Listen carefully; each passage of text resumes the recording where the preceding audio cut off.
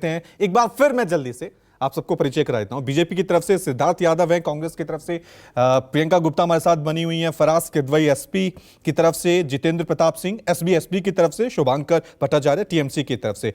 शुरुआत सिद्धार्थ जी मैं आपसे ही कर रहा हूं, क्योंकि जब इंडिया अलायंस का गठन हुआ था तो बीजेपी की तरफ से, एनडीए की तरफ से कहा गया ये इंडिया नहीं है, ये एक घमंडिया है।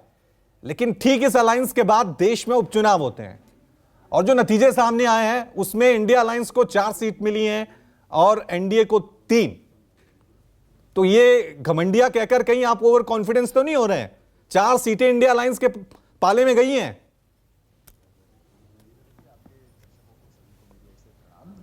देखिए, जो कल परिणाम हमारे सामने आए हैं वो परिणाम बहुत विश्लेषण योग्य हैं और पार्टी के स्तर पर हम लोग भी उसका विश्लेषण कर रहे हैं। कुछ जगहों पर हमने जीत प्राप्त करी है, जिन जगहों को कम्युनिस्टों का गढ़ माना जाता था, जिन जगहों को ऐसा माना जाता था कि भारतीय जनता पार्टी के लिए जीतना बहुत मुश्किल है, वहां पर जाकर के हम जीते हैं। त्रिपुरा की 2 सीटें हम जीते हैं, उन दोनों ही कम्युनिस्टों का गढ़ थी। उनमें से एक सीट ऐसी थी जिसको, जो आजकल का एक पॉलिटिकल नैरेटिव है विपक्ष का, कि मुस्लिम बाहुल्य सीट थी और वो ऐसा कहा जाता था कि चूंकि मुस्लिम समाज भारतीय जनता पार्टी को वोट नहीं देगा तो भाजपा यहां से नहीं जीतेगी, जबकि हमारे मुस्लिम कैंडिडेट ही वहां से चुनाव जीत करके आए। तो वो जो कि दर्शाता है कि विकास की जो नीति रही है देश में भी और प्रदेश में भी, उसमें मतदाता किसी भी वर्ग का हो, किसी भी पंथ का हो, किसी भी समाज का हो, वो विकास को चुनने के लिए साथ खड़ा हुआ है। रही बात जहां पर 4 जगह हम नहीं जीत पाए, उसमें घोसी एक हमारा चुनाव था, उत्तर प्रदेश का, पश्चिम बंगाल था, केरल भी था, झारखंड भी था। घोसी के लिए अंदर भी हमारा जो वोट शेयर आया है 38%, वो हमारा अभी तक का अधिकतम वोट शेयर है। जो हमारा 2017 में जब हम इस सीट को जीते थे तब भी हमारा इतना वोट शेयर नहीं आया था जितना आज हमें वोट शेयर आया है। इसीलिए हम उसको ऐसे भी देखते हैं, ये सीट पहले से भी समाजवादी पार्टी के पास ही थी और बाई इलेक्शन होने पर जो सीट पहले से मतदाताओं ने अभी एक पिछले वर्ष ही जिस पार्टी को चुना हो, तो मूड इतना जल्दी बदल जाए ऐसा अमूमन देखने को मिलता है, नहीं मिलता। ये विश्लेषण का एक विषय है और इसीलिए उस पर भी हमारा एक वोट शेयर बढ़ा है। कहीं हमारी कमियां भी रही होंगी, उसको भी हम देखेंगे।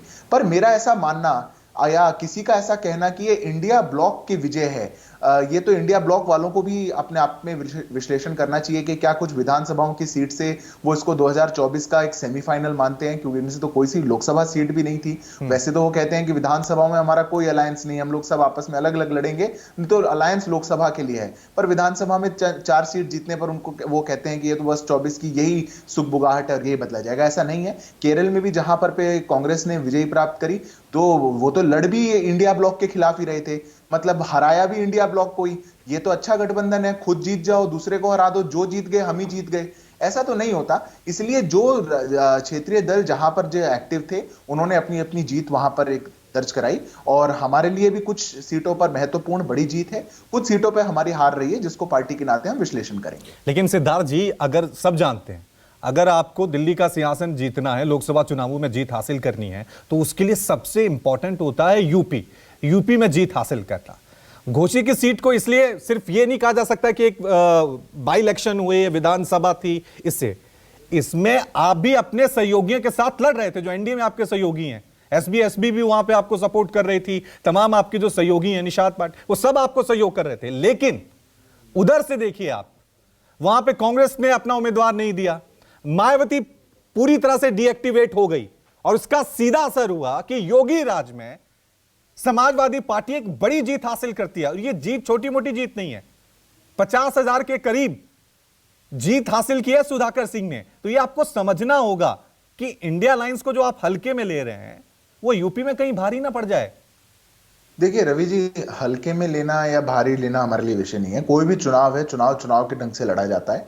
हम भी कई जगह चुनाव जीतते हैं, कई जगह हारते हैं। बाई इलेक्शंस पहले भी कई जगह चुनाव जीते हैं। बाई इलेक्शंस सामान्य चुनाव से थोड़ा सा अलग होता है, इसको तो आपको भी एक्सेप्ट करना पड़ेगा। रही बात कि उनके पार्टनर्स उनके साथ थे या नहीं थे, अब कांग्रेस पार्टी का कितना जनाधार बचा है उत्तर प्रदेश में कि वो अपना कैंडिडेट उतारें या समर्थन दें, या उस समर्थन का कितना लाभ हो, यह सोचने का विषय है। मायावती जी ने अपना कैंडिडेट नहीं उतारा, पर क्या वो वास्तव में इंडिया ब्लॉक के साथ हैं, वो क्या कह रही हैं वो भी बड़ा सोचने का विषय है। इसलिए निश्चित रूप से उत्तर प्रदेश एक महत्वपूर्ण राज्य है और इसीलिए हम जो सीटें जीते हुए थे उसमें ठीक से है। हमारी कोई सीटें कम नहीं हुई। जो सीट हमारे पास नहीं थी वो बाई इलेक्शन में हम उसको लड़ने का प्रयास कर रहे थे, हम उसको नहीं जीत पाए। ठीक हम है, इसका ठीक है, विश्लेषण ठीक है करेंगे। सिद्धार्थ जी, आप वोट शेयर भारतीय जनता पाकर पार्टी के साथ है। आप कह रहे हैं कि हमारे वोट शेयर में बढ़ोतरी हुई है, लेकिन ये यूपी में क्या मैसेज जाएगा ये तो आने वाला वक्त ही बताएगा।